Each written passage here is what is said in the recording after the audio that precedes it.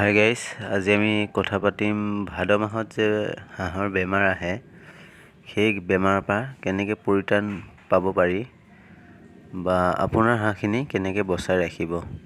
ভিডিঅ'টো সম্পূৰ্ণ চাব।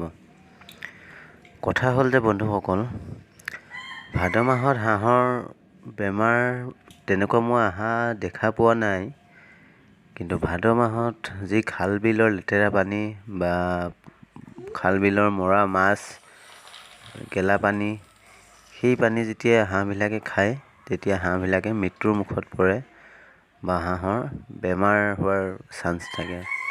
এতিয়া আপোনালোকৰ ঘৰৰ হাঁহখিনি সেই খাল বিলৰ পানীলৈ যাবলৈ নিদিব।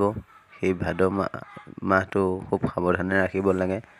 ভাদ মাহত মাছ মৰে, সেই মৰা মাছ খাবলৈ নিদিব বা তেনেকুৱা লেতেৰা ঠাইত নাৰাখিব। খুব চাফা জেগাত ৰাখিব লাগে হাঁহখিনি, তেতিয়া সেই বাহিৰৰ বেমাৰে আক্ৰান্ত কৰিব নোৱাৰে আপোনাৰ হাঁহখিনি। আৰু তাৰপৰা পৰিত্ৰাণ পাবলৈ হ'লে আপুনি সদ্যহতে হাঁহৰ লেঙেৰা বেমাৰটো বেছিকৈ হয়। লেঙেৰা বেমাৰটোৰ কাৰণে আপুনি অষ্ট্ৰভেদ খুৱাব পাৰে। অষ্ট্ৰভেদ খোৱালে আপুনি ভাল ৰিজাল্ট এটা পাব। আৰু মাজে মাজে এণ্টিবায়'টিক দি থাকিব, লিকজেন পাউডাৰ দি থাকিব।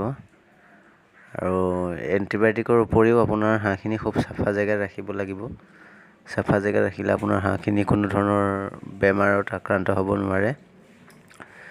যদিহে ওচৰৰ নলা নৰ্দমাৰ পানী, খুব লেতেৰা পানী, গেলা মাছ খাই ভাদ মাহত মাছ মৰে, সেই মাছ খালে আপোনাৰ আক্ৰান্ত হ'ব পাৰে বাহিৰৰ হেৰিত। তো বন্ধুসকল, ভিডিঅ'টো আজিলৈ সামৰিছোঁ। ধন্যবাদ। কেনেকুৱা পালে ভিডিঅ'টো জনাব।